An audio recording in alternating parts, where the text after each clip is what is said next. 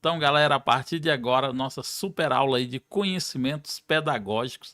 Hoje nós vamos estudar a história da educação brasileira. Comigo, professor Chagas, conteúdo aí de conhecimentos pedagógicos para você que vai fazer qualquer concurso aí na área da educação, que porventura pode vir aí no seu edital cobrando a história da educação, ok? Então vamos lá, galera. Hoje nós vamos passar então pela linha do tempo.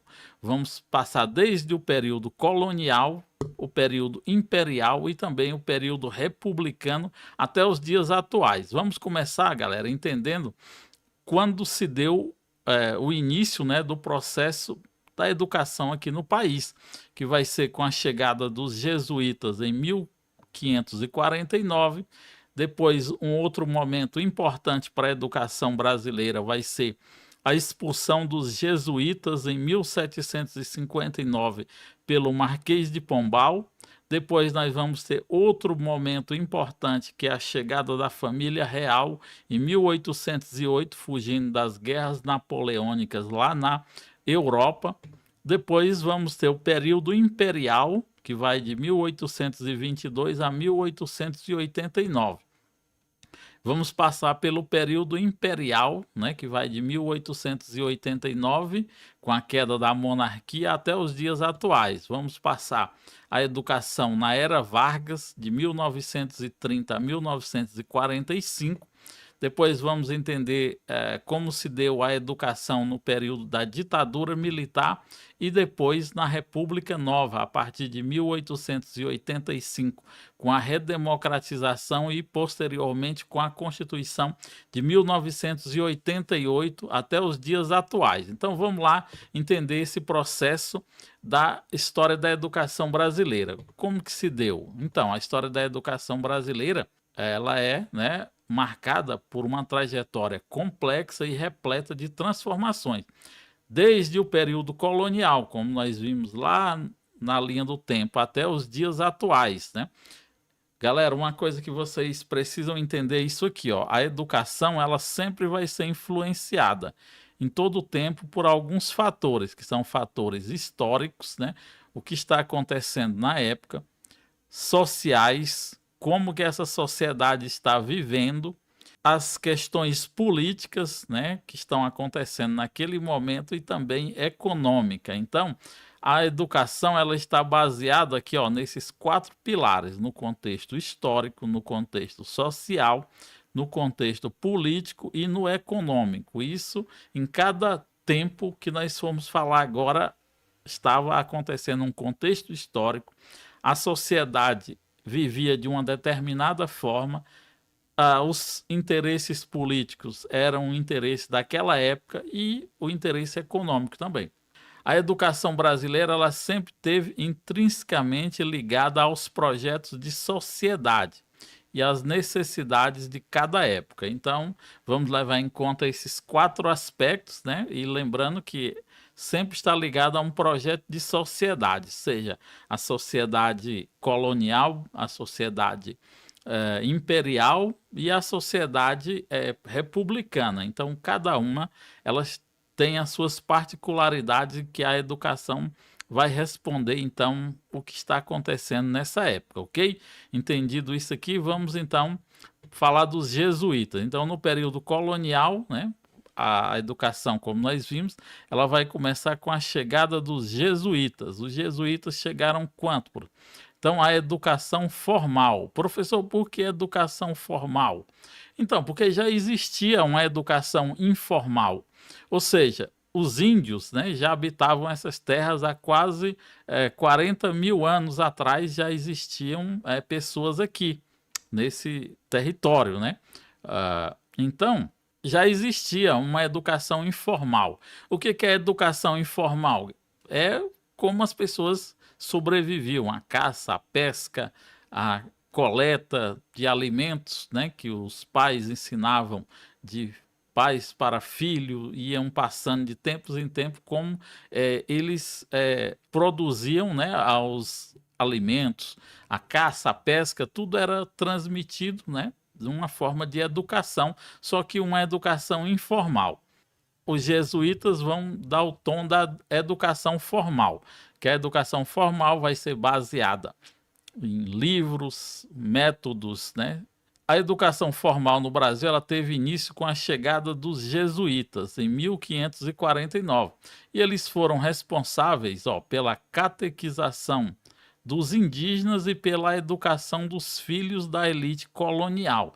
Dois pontos importantes, os índios, eles não tinham a mesma educação dos filhos da elite colonial. Eles eram apenas instruídos, eles sabiam, os jesuítas ensinaram eles a ler e escrever. Porém, a educação do índio era somente para ele aprender a liturgia da igreja. Não tinha um projeto de igual para o filho da elite colonial. Era somente ali para que a pessoa pudesse ler, soubesse como se dava a liturgia da igreja. Já os filhos da elite colonial, não, era um ensino mesmo, com todos os elementos científicos. Lembrando, outro ponto importante, essa educação dos indígenas, ela é uma imposição. Como assim, professor? Uma imposição? Sim, como eu falei, já existia toda uma cultura estabelecida, uma educação, por mais que não fosse formal, já existia. O índio, ele já tinha, né, toda a sua forma de vida, a sua cosmovisão, eles já tinham a ideia da criação por os deuses que ele acreditava, eles já tinham a sua forma, os seus rituais de casamento, de transição de adolescente para jovem.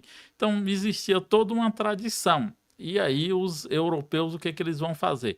Eles vão impor a sua educação para esses índios. Vão então impor o modelo europeu sobre os índios, tá? Então era uma educação de imposição. Outro aspecto importante que nós precisamos lembrar é que só existia a educação para o indígena e para o filho da elite colonial. Mesmo, né, nesse momento aqui, ainda não tinham chegado os negros africanos. Mas depois, quando eles chegarem, não vai existir uma educação para o negro africano, para o escravo, tá? Se na prova cair falando que a educação era para o índio, para o negro, errado, tá? Não existia educação para africano, a educação formal. O africano também já tinha a sua educação. Lá na África, eles já tinham toda a sua cultura e os seus rituais. Porém, né, foram desprezados, banidos, toda a cultura deles, né, e imposta a cultura europeia sobre eles, assim como foi sobre os índios. Porém, aos índios foi dado a oportunidade de aprender de fato a ler, a escrever e a aprender a liturgia da igreja, tá bom? Então, lembre-se disso na hora da prova. Os colégios jesuítas, eles ofereciam o ensino religioso, para os índios era o ensino religioso. Já para os filhos da elite, eles aprendiam latim, a gramática e a retórica. E depois nós vamos ver, quando nós falarmos do método jesuíta, né, do método da metodologia de ensino jesuíta, nós vamos ver o que nós chamamos de Ratio Studiorum, que era uma espécie de base comum curricular, uma espécie de BNCC. E outro fato importante que nós vamos falar mais adiante é quando os jesuítas foram expulsos aqui das colônias portuguesas, não só do Brasil, mas todas as colônias na África, na Ásia, onde tinha jesuíta, eles foram expulsos. Por quem, professor? Por esse cara aqui, Marquês de Pombal. Lembra o nome desse cara aqui, Vai ser importante aí para a nossa aula, tá? Ele vai expulsar os jesuítas em 1759 e vai gerar uma crise no sistema educacional. Vamos então. Vamos entender como se dava as características da educação jesuíta. A educação jesuíta, ela tinha, como nós já vimos, ênfase na religião. A educação jesuíta, ela tinha como objetivo principal a formação de bons cristãos. O ensino era central, como uma catequese e a doutrina católica sendo amplamente ensinada. Então, esse primeiro momento aqui, tanto o índio como o branco aprendia a liturgia da igreja. Só que, além do filho do branco, do senhor de engenho, aprender a liturgia da igreja, ele aprendia também os conteúdos científicos, né? Como nós vimos lá, o latim, a retórica e a gramática, ok? Era pautada no humanismo. Como assim, professor? O humanismo. Então, além da religião, os jesuítas valorizavam o ensino das humanidades, né? Das que nós chamamos hoje de humanas. O latim, né? Que é o grego, a filosofia e também a literatura clássica, né? Esse ensino aqui era para o filho do dono de engenho, né? Das elites. O método de estudo dos jesuítas. Qual era o método? Eles usavam esse método aqui, ó, chamado Ratio Studiorum, que era o quê? Era um sistema de ensino padronizado que valorizava a disciplina, a ordem e a repetição. Isso, galera, era um ensino tradicional, tá? Aquele ensino em que os conteúdos são verdades absolutas e baseado na repetição, na memorização. Daí, então, o ensino tradicional, quando nós falamos lá nas nossas aulas sobre tendências pedagógicas, onde nós falamos sobre a educação tradicional, que tem essas características de valorização do ensino padronizado, né? E na repetição e na memorização. E também tinha a ideia de formação integral, como nós vimos aqui, ó, a literatura clássica. Então, como nós vimos lá nas nossas aulas anteriores, o ensino, como era o ensino da igreja, era baseado no ensinamento clássico. O que é o ensinamento clássico? É os ensinamentos da Grécia Antiga e também de Roma, né, que eles trouxeram para a sua pedagogia, a pedagogia jesuíta. Vamos entender o que era o Ratio Studiorum. Como eu já falei, o Ratio Studiorum, ele era um método, né? Aqui, ó, o método pedagógico dos jesuítas, o Ratio Studiorum, que era uma espécie de base comum curricular, era um currículo, né? Era um método, e aí, ó, tinha aqui o plano de estudo, o que a criança ia aprender, no caso, o filho da elite. Então, o padre Manuel de Nóbrega, né, que era o responsável pelos jesuítas aqui no Brasil, ele vai promover para os alunos o aprendizado do português, a doutrina católica, a escola de ler e escrever. Aí tinha o canto, né, a música e o aprendizado profissional agrícola. Olha só, então o índio ele aprendia isso aqui, ó. O índio ele aprendia a ler e escrever, os cantos da igreja e o aprendizado profissionalizante para ele poder viver nas missões, né, jesuíticas. Aí já o filho do rico, ó, ele estudava tudo isso aqui, ó, a música instrumental, a gramática latina, faziam viagens para a Europa, né, para aprender lá. Quando terminavam os ensinos elementares, os ensinos básicos, o filho de dono de engenho ia para a Europa estudar na universidade, né, universidades como de Lisboa e de Coimbra, em Portugal. Eles estudavam também as humanidades, né, como a filosofia, a teologia e também a viagem teológica, né, tipo a Roma, para conhecer a igreja. Então, era isso aqui que era o Ratio Studiorum, o método jesuíta de ensino, o método pedagógico dos jesuítas. E aí tinha toda uma base, né, curricular, é como se fosse a nossa BNCC, só que para a época era isso aqui que os jesuítas usavam como método, tá bom? Então, perguntou na prova qual era o método dos jesuítas, lembre-se desse nome, ó. Lê-se Ratio, mas o nome é assim, ó, Ratio Studiorum, tá? É o método dos jesuítas, ok? Vamos então dar continuidade, vamos entender quais foram as contribuições da educação jesuíta. Então, nós temos aqui, ó, os jesuítas, eles fundaram as primeiras escolas no Brasil. A primeira, ó, foi a Colégio de Salvador. Depois eles vão fundar uma outra escola lá em São Vicente, onde hoje é o estado de São Paulo, né? E eles fundaram as primeiras escolas e colégios no Brasil, como o Colégio de Salvador, que se tornou um centro de ensino importante na época. Lembrando que nessa época Salvador era a capital, né, do Brasil. A educação dos jesuítas, a contribuição era para a formação da elite, tá, galera? Não era para pobre, não era para filho de escravo, e o índio, diferente dos filhos da elite, que aprendia todo o ratio studiorum, o índio só aprendia a ler e escrever e a música para fazer os cantos da igreja e também para trabalhar na terra e a liturgia da igreja, enquanto o outro tinha toda uma educação científica, né, para formação para intelectual.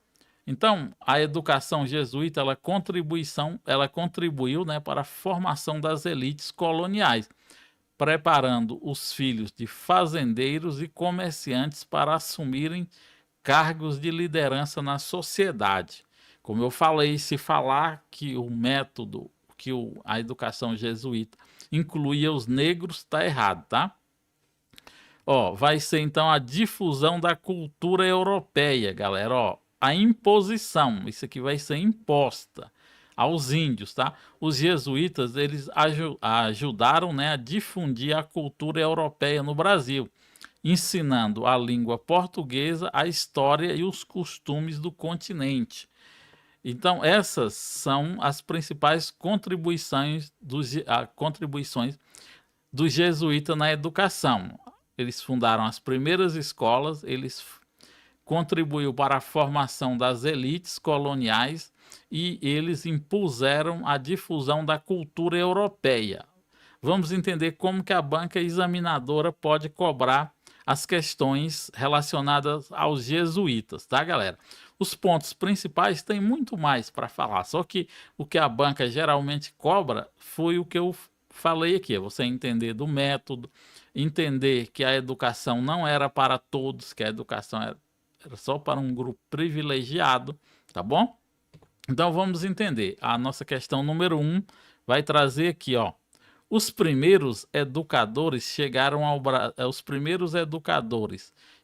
no Brasil foram os jesuítas e trouxeram consigo o modelo. Que modelo? O modelo europeu, o asiático, o africano ou o americano? Qual foi o modelo que os jesuítas trouxeram para o Brasil? O modelo de aprendizado. O pessoal não está querendo responder. Eu já vou responder para a gente ganhar tempo. Então, galera, ó, foi o modelo europeu. Lembra que eu falei que eles impuseram a cultura europeia aqui aos índios? Então, era o modelo europeu. Por quê? Os jesuítas, eles vieram de Portugal.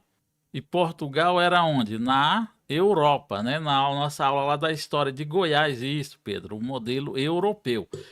Então, ó, as questões elas vão vir mais ou menos desse tipo. Vamos lá para uma outra questão aqui, ó. Vai falar assim, ó, no Brasil, desde o século XVI, a oferta de programas de educação escolar às comunidades indígenas, ela esteve pautadas em aspectos que parecem inalterados. Dos missionários jesuítas aos positivistas do Serviço de Proteção aos Índios, do ensino catequético, né, ao ensino bilíngue, a tônica empregada ratifica a instituição da escola entre os grupos indígenas como um instrumento de... Lembrem, galera, que eu falei que a educação foi imposta, ó. Impuseram a catequese, fizeram eles aprender uma língua que não tinha necessidade.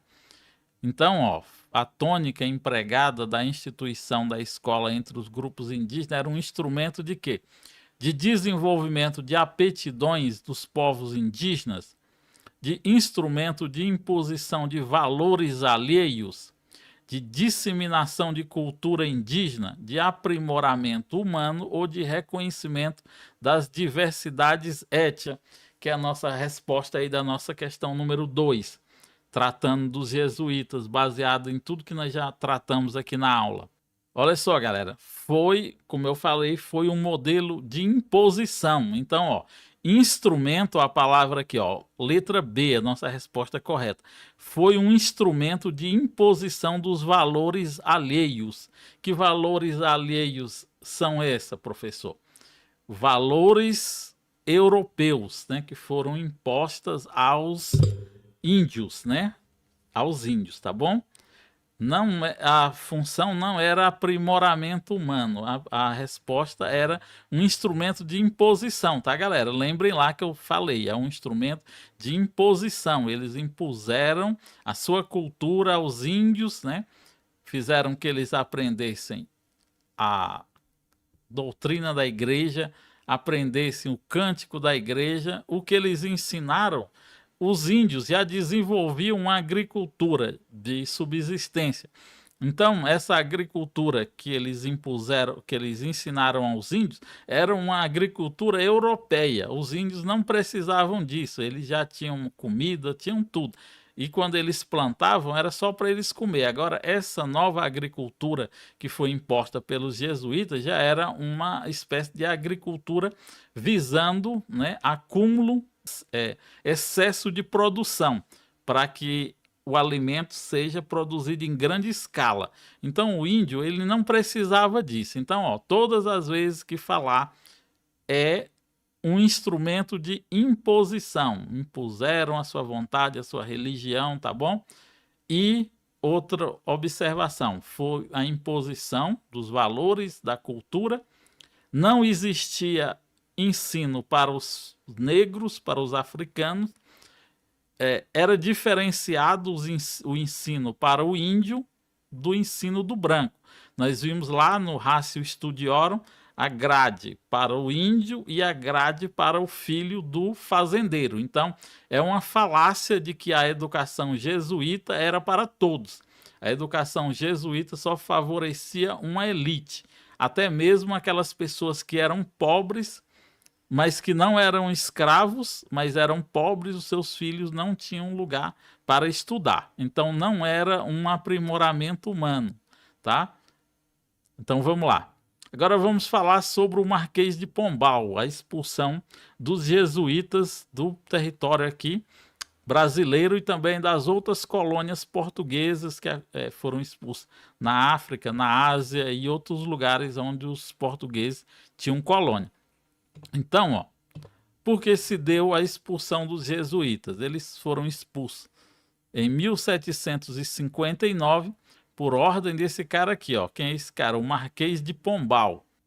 Tentaram assassinar o rei de Portugal, na época era Dom José I. Dom José I, houve uma tentativa de assassinato contra o rei de Portugal, Dom José I. Esse cara aqui, Marquês de Pombal, ele era um iluminista.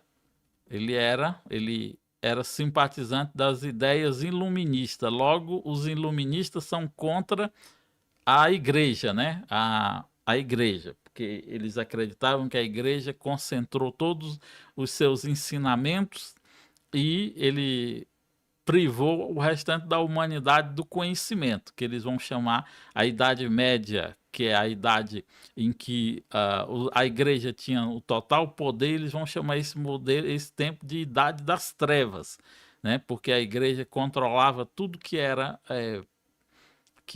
produzido, né? As principais ferramentas de produção de conhecimento eram os mosteiros, as escolas católicas, né?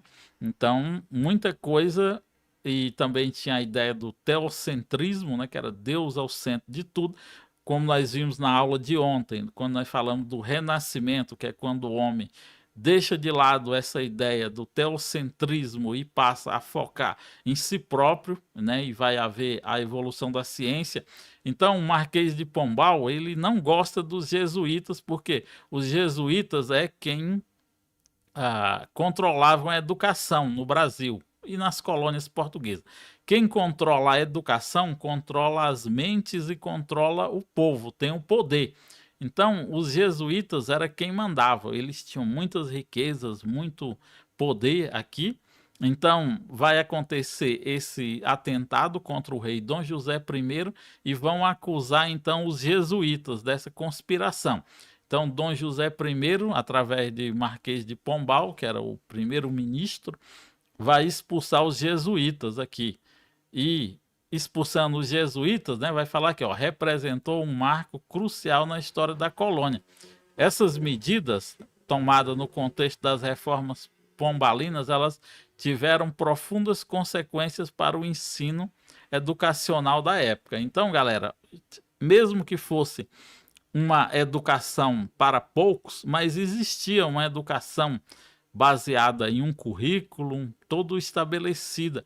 Então, quando expulsa os jesuítas, o Estado confisca essas escolas que eram dos jesuítas e vai iniciar, então, o que nós chamamos de ensino laico. O que é o ensino laico, professor? O ensino laico é que há uma separação, né? As ideias iluministas vão separar a igreja da política. Então, o ensino agora vai ser baseado nos princípios científicos e não mais nos princípios de religião. Então, não existe professores para poder dar aulas. Vai ser, então, implementado as aulas régias. Galera, falou de Marquês de Pombal, lembre-se que as bancas elas vão cobrar, falar de ensino laico. O que é ensino laico, professor? É a separação da política da religião. As aulas régias, né? Fala sempre disso aqui, que eram umas aulas que foi instituída aí pelo Alvará Régio, né? Nós falamos sobre isso na aula de ontem. Falou de Marquês de Pombal, as palavras-chave vai ser ensino laico, aulas régias, e houve esse profundo problemas aí para a educação brasileira, que ficou praticamente quase 20 anos, né, um retrocesso na educação. Vamos entender a expulsão dos jesuítas no Brasil. Então, por que os jesuítas eles foram expulsos, né? Eu já falei. Foi um conflito de interesses. A Companhia de Jesus, ordem religiosa que pertencia aos jesuítas, ela acumulou grande poder econômico e político nas colônias, o que gerou conflito com a colônia portuguesa, né?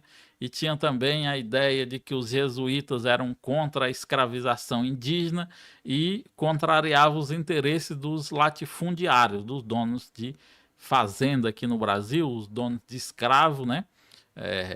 Então não podia escravizar os índios, que os jesuítas então eram contra, e a própria igreja depois, né, recomendou a não escravização dos indígenas. Então existia toda uma pressão popular em cima da coroa portuguesa contra os jesuítas.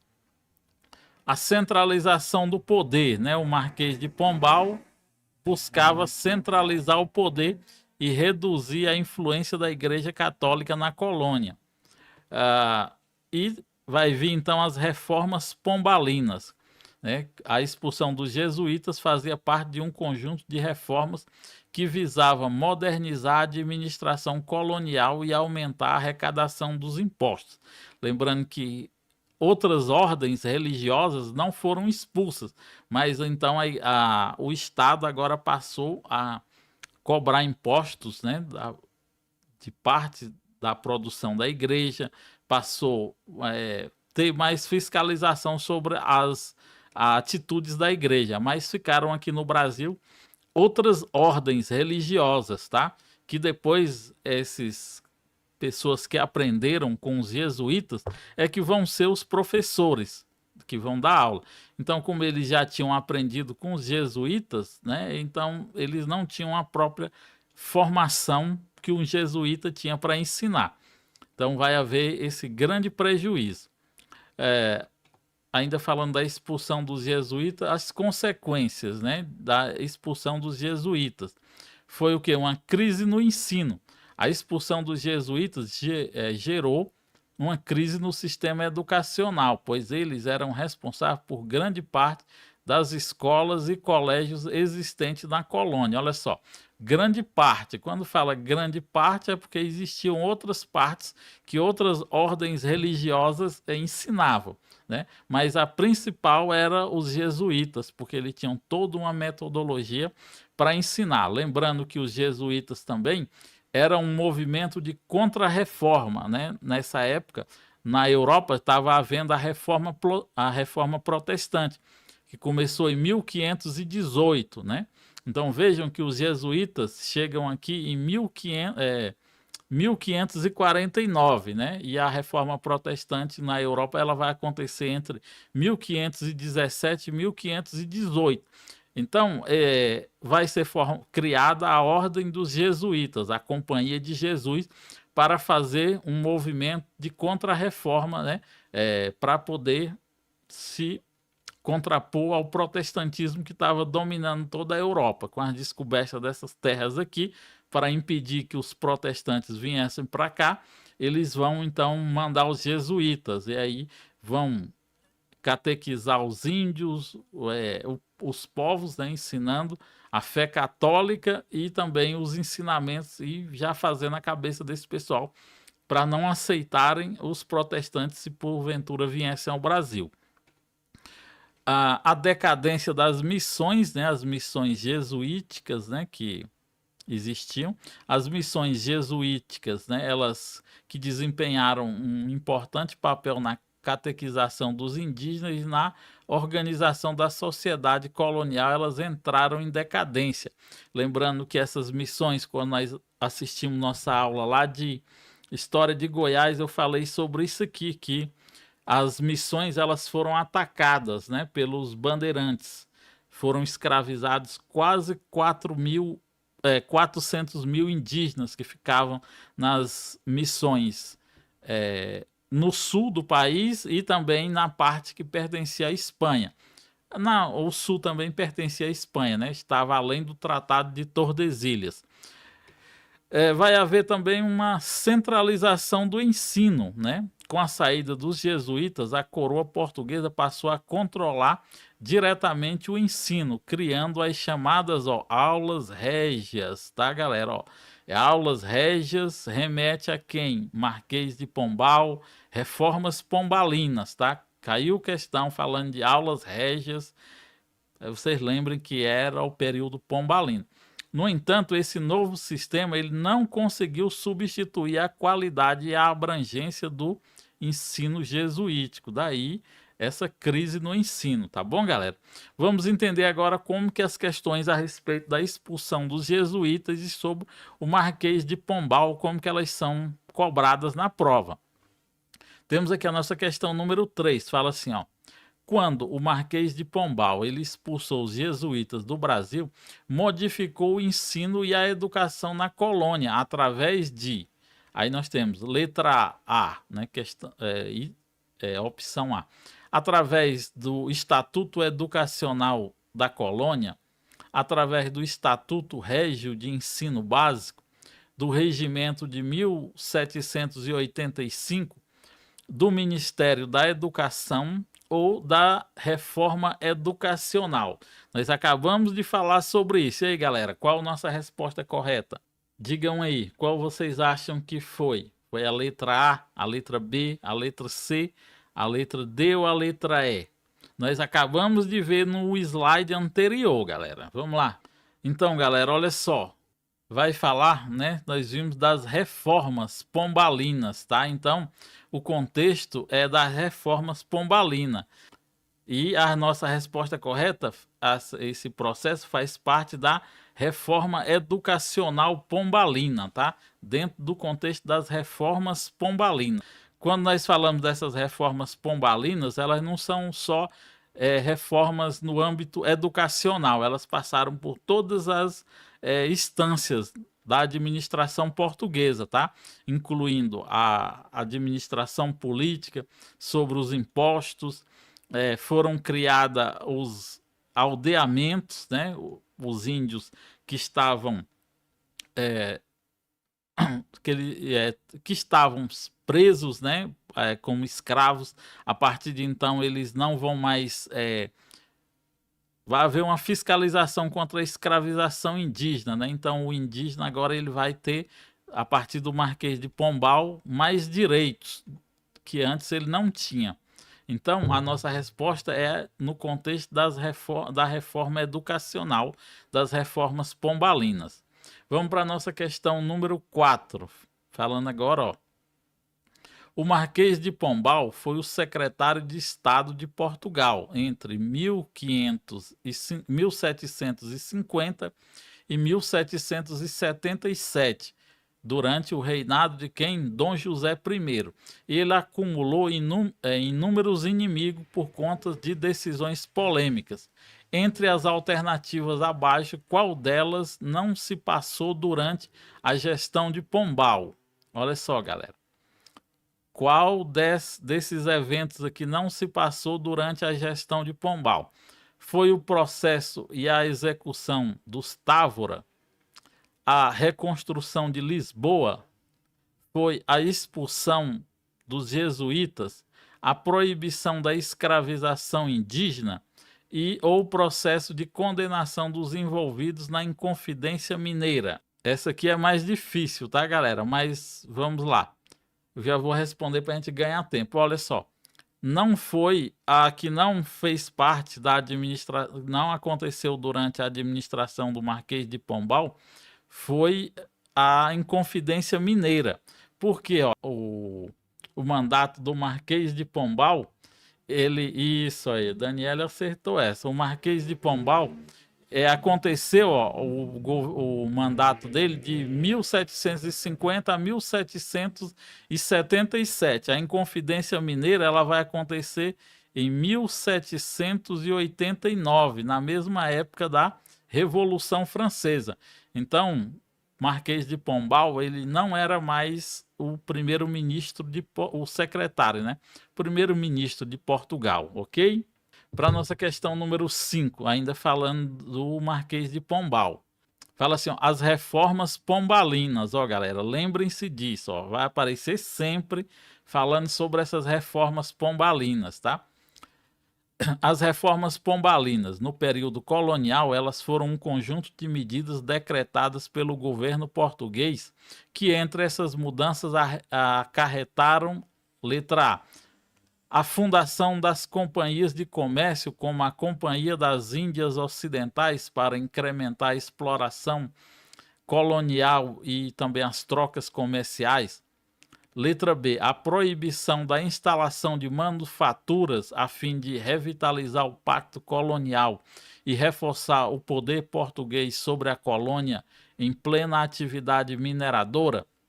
Letra C, a expulsão da Companhia de Jesus do território colonial brasileiro, sobre a acusação de conspiração e o confisco dos seus bens do Estado, pelo Estado.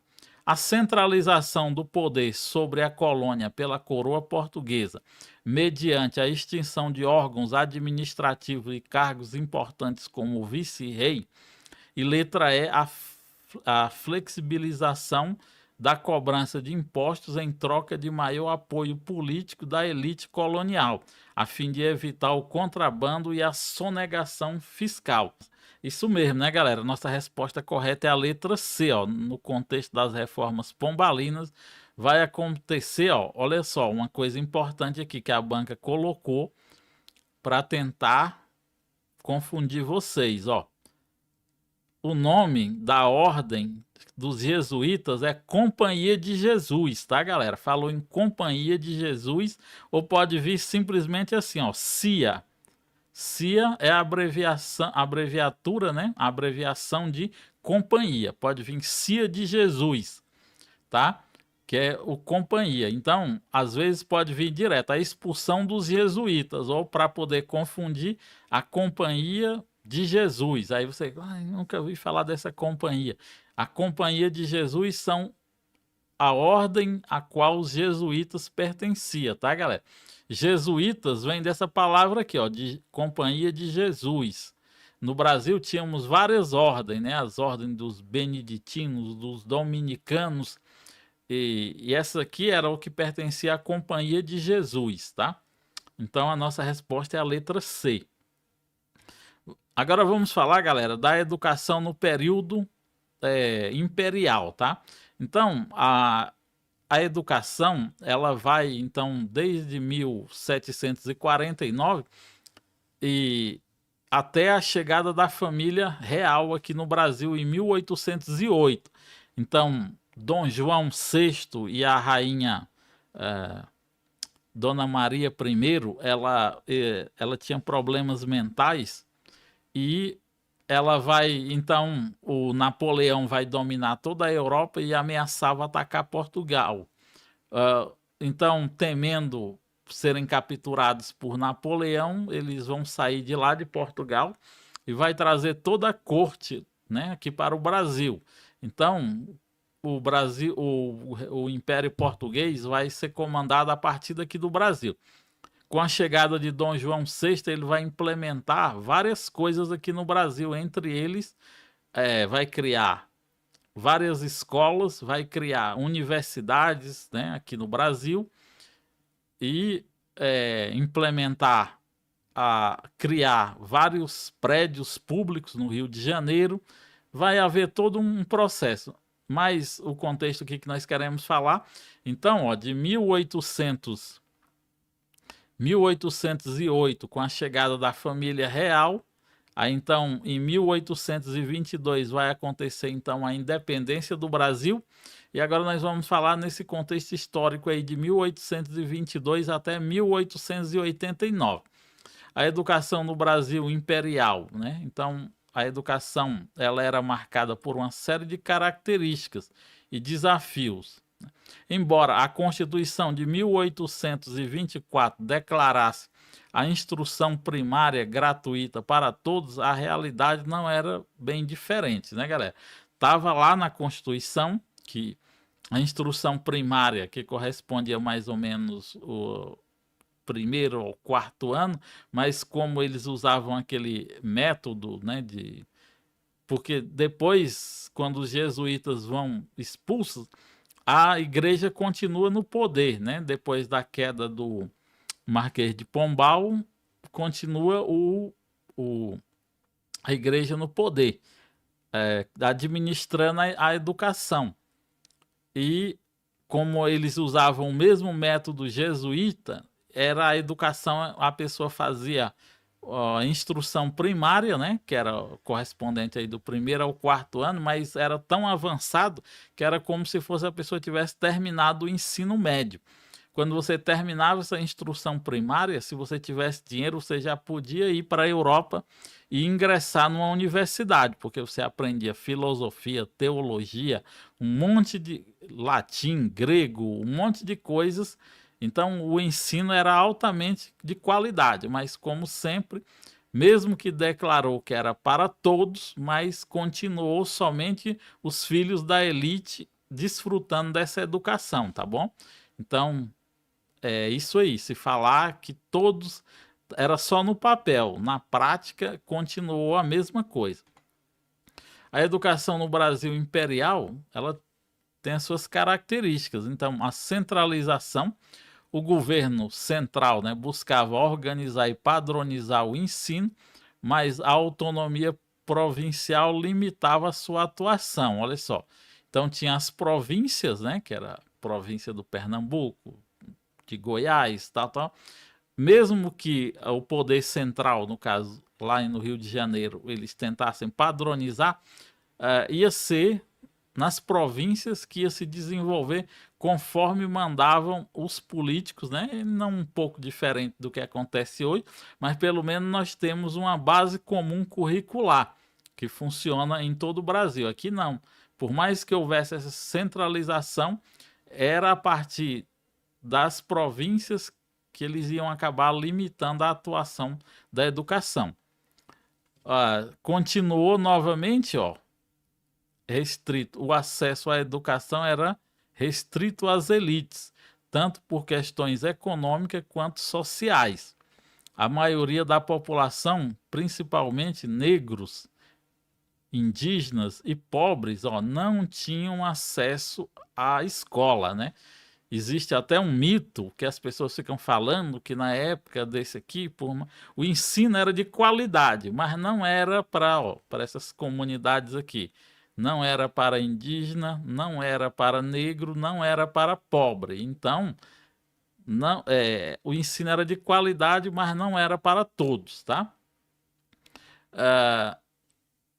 Eles utilizavam sempre o modelo europeu que foi imposto aos indígenas desde a chegada, né, dos jesuítas, e continuou assim. O modelo educacional brasileiro era fortemente influenciado pela Europa, né, principalmente Portugal e França. A religiosidade, né? A Igreja Católica exercia grande influência sobre o ensino, principalmente no período primário. Então, galera, olha só, vimos que a primeira fase de 1549, com a chegada dos jesuítas, até a expulsão dos jesuítas em 1759, prevaleceu o ensino religioso. De 1759 até a proclamação da República, vai existir ao mesmo tempo as duas educações. A educação religiosa, lembrem-se disso, tá? Mais a educação laica, né? Elas vão conviver ao mesmo tempo, a educação religiosa e a educação laica. O que é laico, professor? É quando separa o religioso da política, mas esses dois modelos predominou de 1777, né, quando acabou o mandato do Marquês de Pombal, e vai até a proclamação da República em 1889. Havia também uma divisão social, né? A educação reforçava essa divisão social, com escolas de elite e escolas populares, né? Com diferentes níveis de qualidade. Então, já para o finalzinho do Império, vai aparecer as primeiras escolas, né, populares. No começo, né, por quase todo o período imperial, prevaleceu esse modelo aqui, da elite.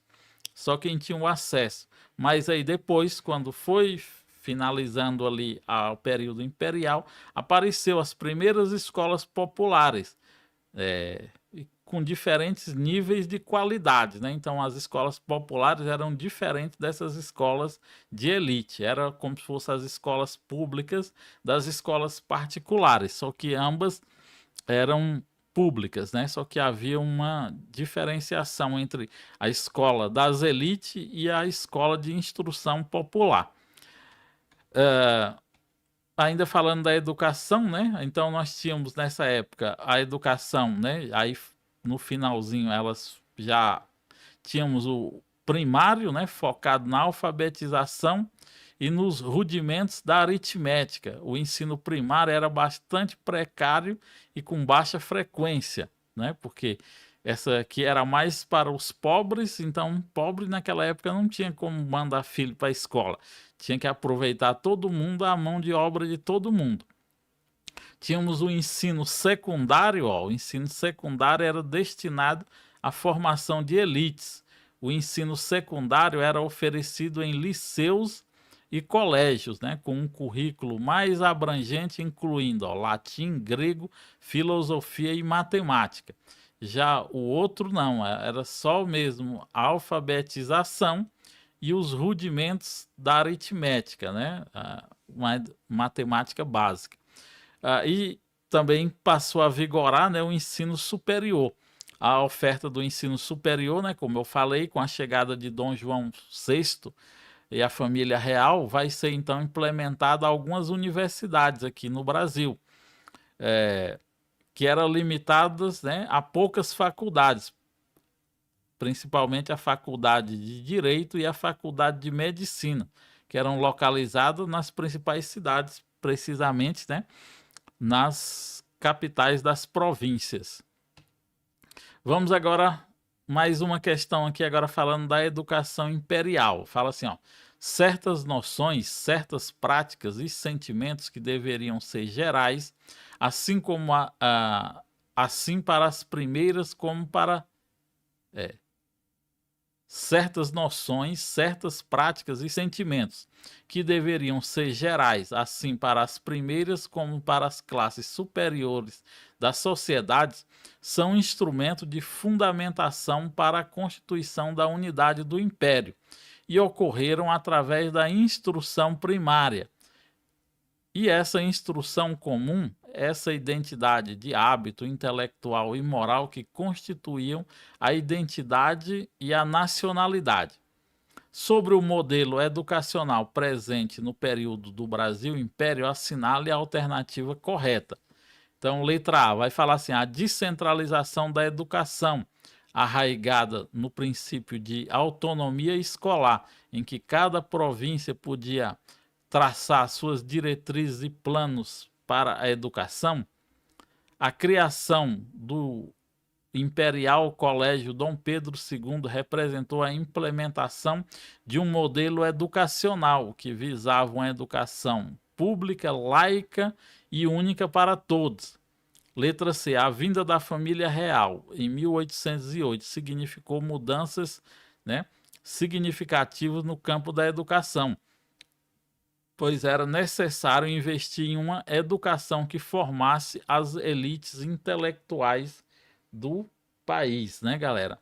Então, a nossa resposta é essa aqui, ó, tá, galera? Que eu acabei de falar, ó. Com a vinda da família real, né, em 1808, significou o quê? Mudanças, né, no campo da educação, pois agora era necessário investir na educação que formasse as elites intelectuais e políticas. Agora, como o Brasil era o centro do poder, né? Agora todas as colônias, quando foi criado, né, o Império, a sede do Império vai ser a partir do Brasil, né? O Reino Unido, Brasil, Portugal e Algarves, né? Que é o governo das colônias, vai ser a partir daqui, então precisava formar essas elites intelectuais e também política. Então vai ser implementado as escolas, as universidades, né, por Dom João VI. Vamos então falar agora da educação no período republicano. Quando é que começa o período republicano, professor? 1889, quando é derrubada a monarquia. Então vai instituir então o período republicano, né, que vai agora até os dias atuais. Aí vamos entender a primeira república, né, a República do Café com Leite ou a República Oligárquica, que vai de 1889 a 1930, com a Revolução de 30 e a chegada de Getúlio Vargas ao poder. Então, a educação no período republicano ela foi marcada por diversos avanços e também retrocessos, influenciado por fatores como, aí temos aqui a centralização do poder.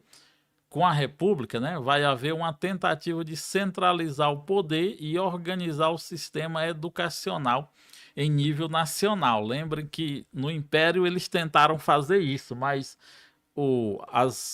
por haver uma certa poder, né, dos coronéis, daquelas pessoas poderosas que habitavam as províncias, eles eram quem ditavam as regras. Nessa época também vão tentar, mas vai continuar a mesma coisa. A laicização, né, que é o Estado laico do ensino religioso. Agora, a partir daqui, galera, aí vai haver a separação definitiva, tá? Na República, por mais que a igreja vai continuar com algumas escolas, mas agora quem dita as regras da educação é o Estado. A laicização é o que? A separação entre a igreja e o Estado, né? Que levou à laicização do ensino, retirando a influência religiosa das escolas. Então essas são as características, tá, galera? Isso pode ser cobrado em prova, tá? Quando falar a educação na período republicano, precisamente na República Velha, são chamados de três formas: República Velha, República Oligárquica ou Primeira República, tá? que é esse período aqui, que vai de 1889 a 1930. Tínhamos também a expansão da educação.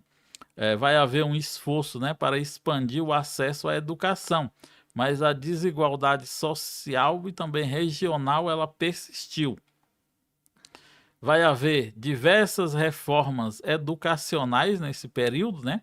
Diversas reformas educacionais elas foram implementadas ao longo do século XX, buscando, né, modernizar o sistema e ampliar a oferta de vagas nas escolas. Vai haver um processo de industrialização e também de urbanização. Esse processo de industrialização e também de urbanização exigiu uma mão de obra qualificada, que impulsionou a criação das escolas técnicas e profissionalizantes. Olha, veja que agora o ensino ele já começa a ganhar um corpo, né? Porque agora já vai existir uma industrialização, um processo de urbanização no Brasil, os desafios e as desigualdades que aconteceram aí durante a República Velha, né? Houve bastante desigualdades sociais, o acesso à educação ela continuou desigual, né? Com as classes mais ricas tendo acesso às escolas de melhor qualidade, não mudou muito, né, galera? A falta de recursos também, ó, mesma coisa, continua. A falta de recursos financeiros impedia a expansão e a melhoria de qualidade no ensino. Havia muita evasão escolar também, né? Tudo que está aí é o que acontece hoje em dia, né? As altas taxas de evasão escolar eram um problema grave, especialmente nas áreas rurais e também entre as populações mais pobres. A qualidade do ensino, como que era? Então, a qualidade do ensino era baixa em muitas das escolas, com falta de professores qualificados e materiais didáticos, né? Lembrando que nessa época ainda não existia um processo de formação de professor. O professor podia ser qualquer um. Sabe ler? Sei. O que está escrito ali? O cara dizia, pega um caderno e um lápis, vai dar aula numa escola. Não existia, então, ainda um processo de formação de professores. Vai acontecer somente para o fim da República Velha e no período Vargas. As principais reformas e medidas que aconteceram no período da República Velha. Lembrando que a República Velha é de 1889 a 1930. Quais foram? A implementação do ensino primário obrigatório e gratuito, né? Essa medida ela foi prevista na Constituição de 1891 e representou um avanço importante no acesso à educação. No entanto, a falta de investimento e também as desigualdades sociais dificultaram a universalização do ensino. Então, só ficou no papel, né, galera? Aí vai haver, então, a reforma de Benjamin Constant, tá, galera? Isso aqui também é importante. Essa reforma ela foi realizada em 1890, logo após a queda da monarquia e a instituição da República. Ela reorganizou o ensino secundário com a criação de novos cursos e também a valorização do ensino técnico. Vão ser criadas também as escolas normais. Olha só, galera, como eu falei lá no finalzinho já da República Velha, vai então criar as escolas normais. O que eram as escolas normais? Eram aquelas escolas que elas existiram até os anos 90. Que elas tinham o objetivo de quê? De formar professores para o ensino primário.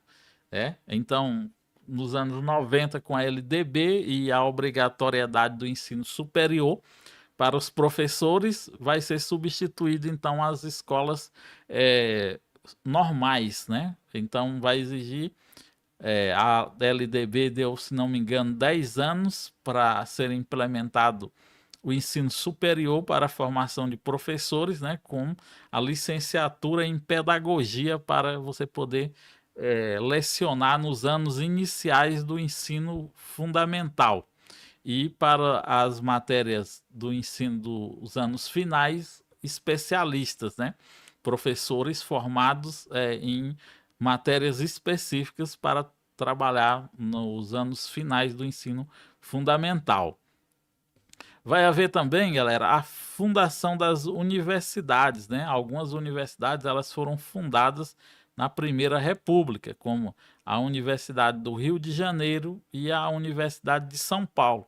E a criação dessas instituições, ela impulsionou o desenvolvimento do ensino superior no país. Então, essas foram as principais reformas que aconteceram durante a República, a Primeira República, a República Velha ou a República Oligárquica. Vamos fazer agora uma questão falando sobre isso, tá? Então, fala assim, ó. Na Primeira República ou República Velha ocorreram dois grandes movimentos de ideias que clamavam pela necessidade de abertura e aperfeiçoamento de escolas, identificados, né, o entusiasmo pela educação e também o otimismo pedagógico, que categoricamente defendiam a bandeira da educação, mas por dois viés que se complementavam. O primeiro, a defesa que solicitava a defesa que solicitava a criação e a abertura de mais escolas, ao passo que o segundo defendia uma nova dinâmica aos métodos e conteúdos do ensino.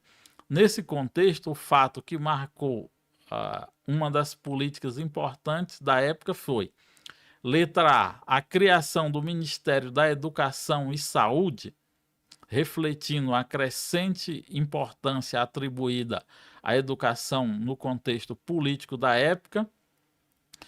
A intenção era promover uma educação nacionalista alinhada às ideias do governo, buscando a construção de uma identidade cultural coesa. Letra B, a reforma Francisco Campos, liderado pelo então ministro da Educação Francisco Campos.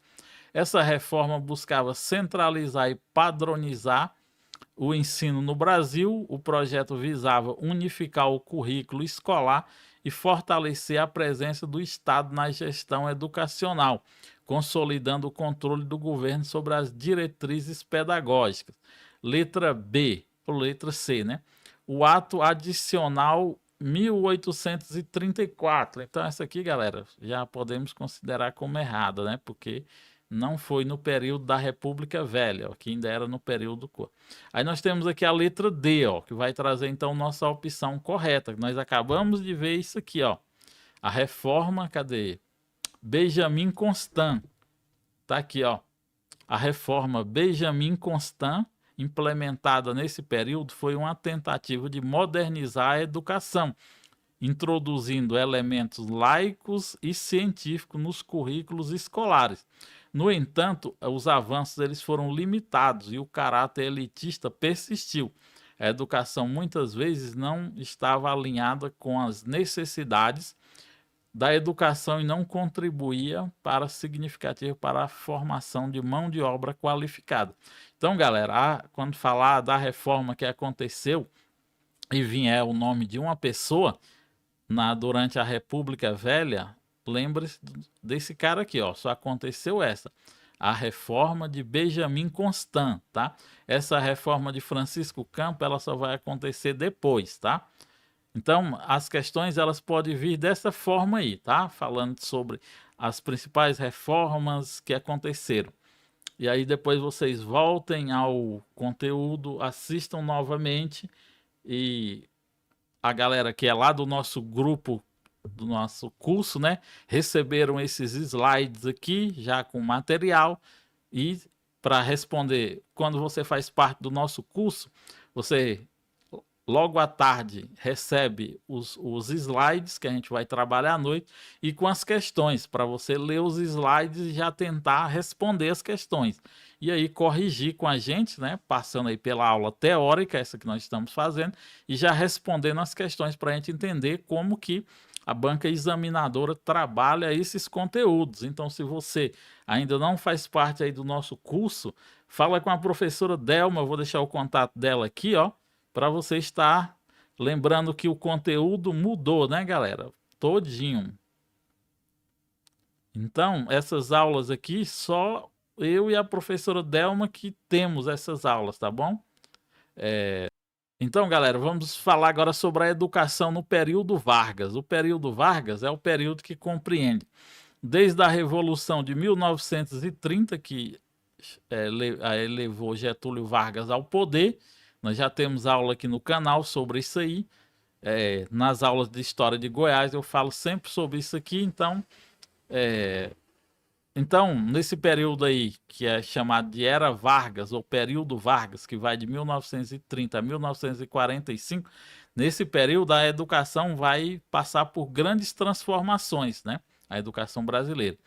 O governo Vargas, ele implementou uma série de reformas que visavam modernizar o país e formar cidadãos preparados para o mercado de trabalho e para a vida em sociedade. Então, a partir daqui vai um novo paradigma da educação. Vargas, então, vai implementar várias reformas, né? Então, vamos entender as principais características da educação no período Vargas. Vai haver uma centralização, agora Vargas vai conseguir, tá, galera? Por quê? Porque ele vai destituir todos os governadores que tinham sido eleitos e vai indicar interventores, né? Caras que são aliados com as suas políticas, e aí ele vai suplantar. Professor, do número 7, a letra D. Isso, 7, letra D, reforma de Benjamin Constant, tá? Então Vargas vai destituir todos os governadores eleitos e nomear interventores. Aqui em Goiás, o interventor será Pedro Ludovico, que eram pessoas alinhadas às suas ideias, e aí esses caras vão suplantar o poder das oligarquias nos estados. E aí, então, Vargas vai poder fazer a sua reforma educacional. Então, Vargas, ele centralizou o sistema educacional, ó, criando o Ministério da Educação, tá, galera? O primeiro Ministério da Educação, que na época eram dois ministérios, eram duas pastas em um ministério só, era o Ministério da Educação e da Saúde Pública. Mas aqui é onde vai nascer o Ministério da Educação, um órgão especializado em cuidar da educação. Por mais que ele cuidasse também da saúde, mas a partir de agora é um novo paradigma. Essa medida visava uniformizar o ensino em todo o país e garantir a educação que estivesse alinhada com os objetivos do governo. Daí a importância dele ter destituído os governadores e indicado os seus interventores. Vai haver uma valorização do ensino técnico, né? Vai ser daí que vai começar a primeira ideia, né, da construção do ensino técnico profissionalizante, visando formar mão de obra qualificada para a indústria. Vargas, né, vai começar a industrializar o Brasil e precisava de mão de obra. Então foram criadas diversas escolas profissionalizantes, né? Escolas como o Senai e o Senac, o Sistema S, né? A expansão do ensino primário vai acontecer, né? Vargas, ele se preocupou com a expansão do ensino primário, tornando obrigatório e gratuito. No entanto, essa medida não foi acompanhada de investimento suficiente para garantir a qualidade de ensino e acesso à escola para toda a população. Vai haver um controle ideológico, né? Vargas, então, visava muito isso, através da propaganda, né? Ele promovia muito o seu governo. O governo utilizou a educação como um instrumento de controle ideológico, buscando formar cidadãos patriotas e nacionalistas.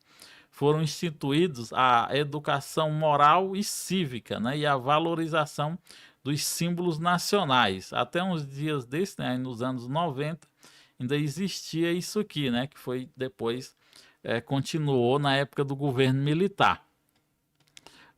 As principais reformas educacionais no período Vargas. Olha só, galera. Nós temos aquela reforma que nós vimos lá, que disse que aconteceu durante o período republicano, ele aconteceu no período Vargas, a reforma de Francisco Campos, de 1931. Essa reforma, ela reorganizou o sistema secundário e superior, criando novas instituições e estabelecendo os currículos mais rigorosos. Tivemos também a reforma de Fernando de Azevedo, de 1932. Essa reforma introduziu o ensino religioso nas escolas públicas. Ó. Voltou agora o ensino religioso.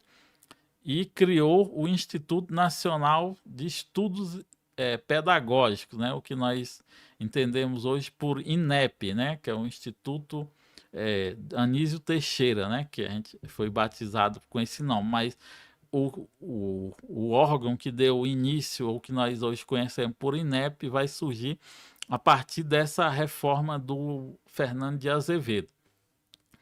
Vai existir também a reforma Capanema, né? Que vai acontecer em 1942. Galera, vocês precisam lembrar, ó, porque a banca ela gosta de dizer, por exemplo, ela vai dizer que essas reformas aqui aconteceram lá na República Velha, ou vai pegar uma das reformas do Benjamin Constant e botar na Era Vargas. Então vocês precisam lembrar dos nomes e de onde e quando elas aconteceram, para vocês não acabarem perdendo as questões, né? Então, vai ser durante aí esse período da reforma Capanema, né, que vai acontecer. Organizou o ensino industrial e comercial, né, criando aí o Senai e também o Senac, né, o Sistema S. Vamos lá agora mais uma questão falando desse período aqui, tá, galera? Ó, fala assim, ó, as origens do Ministério da Educação, que nós hoje conhecemos por MEC, nos remetem à década de 1930, quando o país era governado por Getúlio Vargas. Desse período, o MEC ele passou por várias fases. Já foi chamado de Ministério da Educação e Saúde Pública, Ministério da Educação e Cultura, que foi a origem da sigla, Ministério da Educação e Desporto, né? Independente do nome atribuído e de acumular outras pastas, desde sua criação, o MEC foi o principal órgão, né, do sistema educacional brasileiro. Atualmente estão vinculados, né, a ele, estão vinculados a ele diversas secretarias, autarquias, universidades e instituições de educação básica, como o Colégio Dom Pedro II, lá no Rio de Janeiro, né? Uma das autarquias ligadas ao MEC é o Fundo Nacional de Desenvolvimento da Educação, o FNDE, né? A fundação do FNDE, entre as instâncias organizadoras do sistema educacional brasileiro, é de... Eu já vou passar aqui, tá, galera? Para a gente não perder tempo, porque ainda tem muita coisa ainda. Então, a nossa resposta aí da nossa questão 8 é a letra D, tá, galera? Qual é a função? É prestar assistência técnica e financeira e executar as ações que contribuam para a educação de qualidade a todos. Sob a sua responsabilidade estão outros programas ligados à educação, como o Programa Nacional do Livro Didático. Olha só. Então, ó, lembrem-se disso, tá, galera? Para vocês não perderem uma questão. Então, ó, é uma das instâncias organizadoras do sistema educacional e tal. Qual a sua função? Prestar assistência técnica. Estamos falando de quê? Do FNDE, né? Que a sua função é prestar assistência técnica e financeira e executar ações que contribuam para a qualidade da educação. Vamos falar da educação no período militar agora, tá, galera?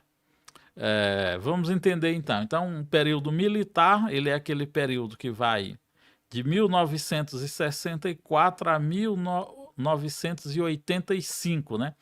Com a abertura e a redemocratização. Então, no dia 31 de março, né? 31 de março de 1964 vai ser implementado o golpe, né? E esse golpe ele vai ser marcado por profundas transformações em diversos setores da sociedade, incluindo a educação. A educação, nesse contexto, ela foi utilizada como um instrumento de controle ideológico. Assim como foi lá na ditadura Vargas, também aqui vai ser um instrumento de controle ideológico e de reprodução do modelo social e político vigente. Vamos entender então as características da educação no período militar. Quais foram, professor? Controle e censura.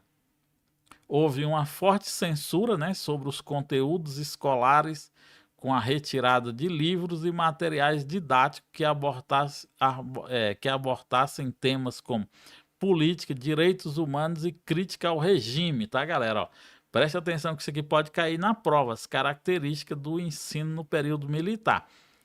O primeiro deles é o que? A censura e o controle.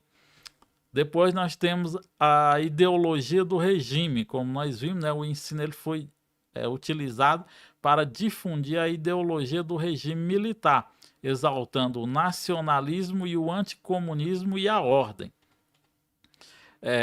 As disciplinas específicas, né, elas foram criadas disciplina como educação moral e cívica e organização social e política do Brasil, OSPB, né, que vigoraram até os anos 90. Essa educação moral e cívica, lembra que ela já vem lá desde o período Vargas, né, com o objetivo de formar cidadãos obedientes e alinhados, né, aos valores do regime. Vai haver também uma forte perseguição a professores e estudantes. Professores e estudantes que se manifestavam contra o regime eram perseguidos, presos e alguns até torturados e mortos, né? Vai haver uma privatização do ensino, houve um incentivo à privatização do ensino que contribuiu para a desigualdade educacional. Então, galera, as principais características da educação no regime militar, né, na ditadura militar, foram a censura e o controle, a ideologia do regime, disciplinas específicas como essas, a perseguição a professores e estudantes e também a privatização do ensino. Ainda falando das características, né, as consequências agora, né? Então vai haver uma precarização do ensino, a educação ela sofreu uma precarização com a falta de investimentos e infraestruturas, os materiais didáticos e a valorização dos professores. Então, se o material didático era totalmente controlado pelo Estado e os professores, né, foram desvalorizados até porque o regime os tinha como inimigos. Vai haver uma padronização do ensino, o ensino tornou-se mais padronizado e homogêneo, com a imposição de um currículo único e a censura das ideias divergentes. Vai haver uma fragilização da democracia, a educação, ao invés de promover a formação de cidadãos críticos e participativos, contribuiu para a fragilização da democracia. A perda de profissionais, muitos professores e estudantes foram obrigados a exilar-se e abandonar a carreira docente, o que causou um grande prejuízo para a educação brasileira. Ainda falando das características da educação na ditadura, temos aqui as principais leis que foram criadas, né, e um modelo de educação. Então, durante a ditadura militar foi criada essa lei aqui, ó, Lei 5.692, tá, galera? Presta atenção nisso aí, ó, Lei 5.692 de 11 de agosto de 1971. Ela ficou conhecida como a Lei de Diretrizes e Bases da Educação Nacional de 1971, tá? Ela foi promulgada durante o período da ditadura militar no Brasil. Essa lei estabeleceu as diretrizes e bases para o ensino do primeiro e segundo grau, como eram chamados o ensino fundamental e o ensino médio. É importante ressaltar que essa lei ela foi criada no contexto político e social específico, o que influenciou diretamente seu conteúdo e também os seus objetivos, tá? Por mais que tenham criado essa lei, mas a lei seguia os objetivos do regime. E vai ser, galera, implementado esse projeto aqui, ó, que chama Mobral, que é o regime, o Movimento Brasileiro de Alfabetização. Isso aqui despenca em prova, tá, galera? Preste atenção, falando tanto dessa LDB de 71, que ela vigorou até a LDB de 96, que revogou essa aqui. Então ela ficou muito tempo em vigor, né? O que foi o Mobral? Ele foi um programa de alfabetização de jovens e adultos, criado, né, durante a ditadura militar no Brasil. Apesar de ter como objetivo declarado reduzir o analfabetismo no país, o Mobral ele era alvo de críticas e controvérsias, devido às alegações de ter sido utilizado como ferramenta de propaganda do regime militar e de ter apresentado resultados questionáveis, tá? O que é a banca examinadora? Ela vai dizer que esse movimento aqui, o Mobral, foi o maior programa, o maior movimento de educação de jovens e adultos, tá, galera? Ontem, na nossa aula, nós respondemos até uma questão falando sobre isso,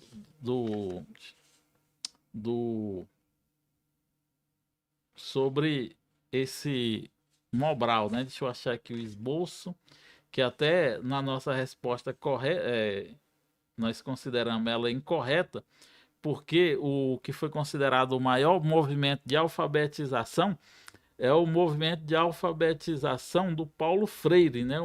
Que foi o chamado de MOVA, tá? O movimento de alfabetização do Paulo Freire é esse aqui, ó, o MOVA, Movimento de Alfabetização de Jovens e Adultos, que é o movimento do Paulo Freire, tá? Que aconteceu lá no Pernambuco, né? Paulo Freire. Não é esse, tá, galera? Esse aqui aconteceu, mas o que é considerado o maior movimento de alfabetização de jovens e adultos é esse aqui, tá? O MOVA, não é o Mobral, tá? A banca gosta de trabalhar isso aí. Vamos então ver como que se dá as questões falando sobre o contexto do regime militar, educação no regime militar. Temos aqui uma questão aqui de pedagogo, né, da prefeitura de Juarez, Távora. Então fala assim, ó, durante o período militar, a educação voltada para jovens e adultos, proposta por Paulo Freire, deu lugar ao modelo assistencialista do Movimento Brasileiro de Alfabetização. Este modelo se caracterizava, olha só, galera, ó, a questão aqui, ó, falando do movimento do Paulo Freire. Como é o nome do movimento do Paulo Freire? É o MOVA. E qual é o nome do que foi criado pela ditadura? O Mobral. Isso aqui despenca em prova, tá, galera? Então, qual era a característica? Eu já vou falar logo para a gente ganhar tempo, tá, galera? Que a aula tá bem extensa. Então, a nossa resposta aí da nossa questão 9 é a nossa letra C, tá? Vai falar, ó, ele se caracterizava pela preocupação, principalmente, de ensinar a ler e a escrever, sem nenhuma relação com a formação do aluno, e a leitura era tratada como habilidade instrumental e sem contextualização, tá? Então essa é a principal característica do Mobral. Era ensinar a ler e escrever sem nenhuma relação com a formação do aluno, né? Ou seja, não levava em conta o que o aluno já sabia, era só mesmo para ele aprender a ler, para assinar o nome, como uma habilidade e sem contextualização, ou seja, sem os conteúdos fazerem sentido para a vida prática do aluno, tá? Vamos para mais uma aqui, ó. Ó, falando, vejam que cai muita questão, galera, falando sobre esse Mobral, ó. Vocês precisam entender o contexto lá do Mobral, tá? O Mobral, ó, já tem aqui o contexto certinho aqui, ó. Só você ler que aí você já decora o que é o Mobral. O Mobral, no intuito de erradicar o analfabetismo no Brasil, foi um método de ensino de jovens e adultos que usava cartazes, fichas, família silábica, né, entre outros recursos didáticos pedagógicos. Pretendia ensinar a ler e escrever, destituído de uma visão de mundo crítica e interventora. Sua pretensão era, portanto, formar sujeitos aptos a consumir, né, e adaptados às novas formas de produção. Assinale o período da história brasileira que esse projeto foi amplamente utilizado. Foi o que, galera? Durante a ditadura, durante o período colonial, durante a era Vargas, durante a redemocratização ou durante a Primeira República? Respondam essa aí enquanto eu tomo água. Qual é a nossa resposta? O Mobral ele foi implementado em qual período da história do Brasil? Vamos lá, respondendo aí enquanto o professor toma uma água aqui, para a gente poder ir para a nossa parte final da nossa aula. Digam aí, galera. Nós acabamos de falar sobre isso, não vão errar essa aí não, hein? E aí, galera? Não, Daniele. Essa aqui nós acabamos de falar. Esse Mobral, ele foi implementado o quê? Na época da ditadura militar, mulher. Nós acabamos de falar sobre isso, tá? Então, galera, a nossa resposta é a letra A, tá? O Mobral, ele foi implementado, ó, nós acabamos de falar sobre isso aqui, ó. Durante a ditadura militar, os dois principais projetos foram o quê? A implementação da LDB de 1971 e a criação do Movimento Brasileiro de Alfabetização, também chamado de Mobral, beleza? Vamos então para a nossa questão. Ó, agora vimos aí, ó, duas questões com a maioria do que cobra. É falando sobre o Mobral, falando sobre a LDB de 71 e também falando sobre as características lá, que era o controle ideológico, a violência contra os professores, tá bom? Prestem atenção nisso aí. Eu trouxe aqui os principais pontos que as bancas geralmente cobram, tá? Só basta você entender cada período desse para você acertar o máximo de questões aí de história da educação brasileira. Agora vamos falar da educação na República Nova. Professor, falamos de República Velha, falamos de ditadura militar e vamos falar agora de República Nova. A República Nova é o período que vai desde 1985, com a redemocratização, e a consolidação em 1988, com a Constituição de 1988. Então, ó, a República Nova é o período que iniciou no fim da ditadura militar em 1985, trouxe consigo aí um novo cenário para a educação brasileira, marcado por um intenso debate sobre a redemocratização e a melhoria de qualidade no ensino. Esse período foi palco de diversas reformas e políticas educacionais. Vamos entender então as principais características da educação na República Nova. Então vai ser um período de redemocratização. Um dos principais objetivos era democratizar o acesso à educação, garantindo o direito à educação básica para todos, ó galera, a educação básica para todos. É uma das características da democratização, que vai ser positivado na Constituição Federal, lá do artigo 205 ao artigo, bota aqui, ó, Constituição Federal, do artigo 205 ao 214, que vai falar sobre isso aqui, ó. Que a educação agora vai ser como um direito para todos, né? Expandindo também a oportunidade do ensino superior. Vai haver uma descentralização, houve um movimento em direção à descentralização das decisões sobre a educação, transferindo a autonomia para os estados e para os municípios, né, galera? A nossa educação hoje, ela é descentralizada. Nós temos a União, que tem as suas atribuições da educação, temos os estados, que são responsáveis pelo ensino médio e o ensino fundamental, né? Mas o principal dever com a educação do Estado é com o ensino médio e depois o ensino fundamental. Já o município, ele tem como a principal ação a educação infantil e o ensino fundamental. Superando as suas obrigações, ele pode também oferecer o ensino médio e também, né, as creches, né, que fazem parte da educação municipal. Vai haver também a grande participação social, né? A sociedade civil passou a ter um papel mais ativo na formulação e na implementação de políticas educacionais. Vai haver uma certa valorização do professor, né, que foi marginalizado durante a ditadura militar. Houve um reconhecimento, né, da importância do professor como profissional e também a necessidade de valorizar sua formação e seu trabalho.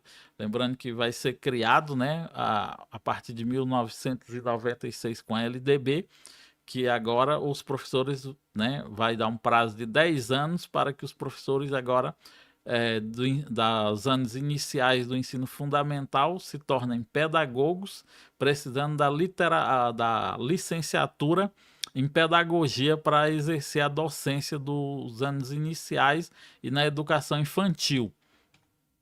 Vai haver também uma avaliação do sistema educacional, né? Vai haver provas para testar como os alunos estão, né, todos os anos.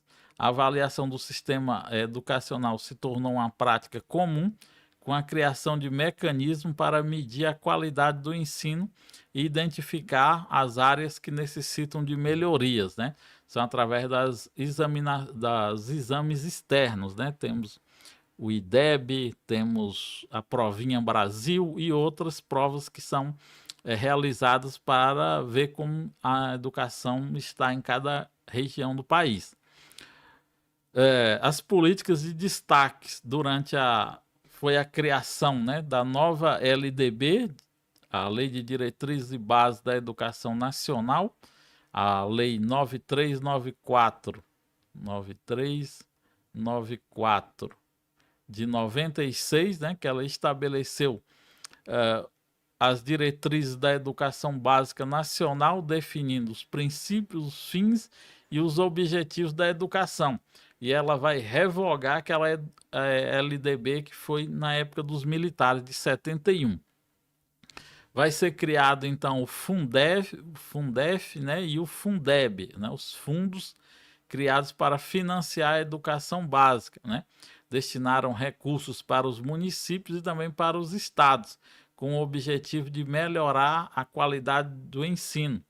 Vai ser criado também, o Programa Nacional de Integração da Educação Profissional de nível médio e a educação de jovens e adultos, o PROEJA, né? Para poder visa ampliar as oportunidades de educação para jovens e adultos que não tiveram acesso à educação formal na idade apropriada. Vai ser também criado o PDE, né, o Plano de Desenvolvimento da Educação Nacional, né, que foi lançado em 2007. Ele estabeleceu metas e ações para a melhoria da qualidade de educação. Ainda falando, agora vamos ver uma questão tratando aqui sobre o que a gente falou aqui, né? Então nós temos aqui, a questão número 11, a Lei 9394 de 96, conhecida como a Lei de Diretrizes e Bases da Educação, também chamada de LDB. No seu artigo 2º, ela estabelece a educação que ela deve ser inspirada nos princípios de liberdade, nos ideais de solidariedade humana e é dever de... Vamos lá, galera, respondendo essa aqui, tá? Agora, sem errar. É dever de quem a educação? Dos pais e responsáveis, da família e da escola, da sociedade e da igreja, da família e do estado ou dos estados e dos municípios. O que está lá no artigo 2º da LDB, quando fala a educação inspirada nos princípios de liberdade e nos ideais de solidariedade humana é dever de quem? Respondam aí a 11 enquanto eu tomo água. Essa aqui é carta marcada, galera. Direto cai em prova. Isso, né, galera? A nossa resposta é isso mesmo, ó.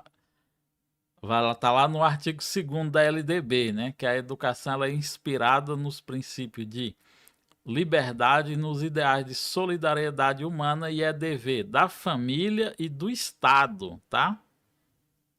Cuidado, galera, para não perder as questões, tá? Não vai cair LDB mais para lá, foi tirado do conteúdo programático, mas isso aqui vocês precisam saber, porque se de repente você não passar, você vai fazer outros concursos e com certeza a LDB vai cair, tá bom? Mas pode cair um outro tema envolvendo isso aqui, então é preciso você dar uma lida aí na LDB, responder umas questões.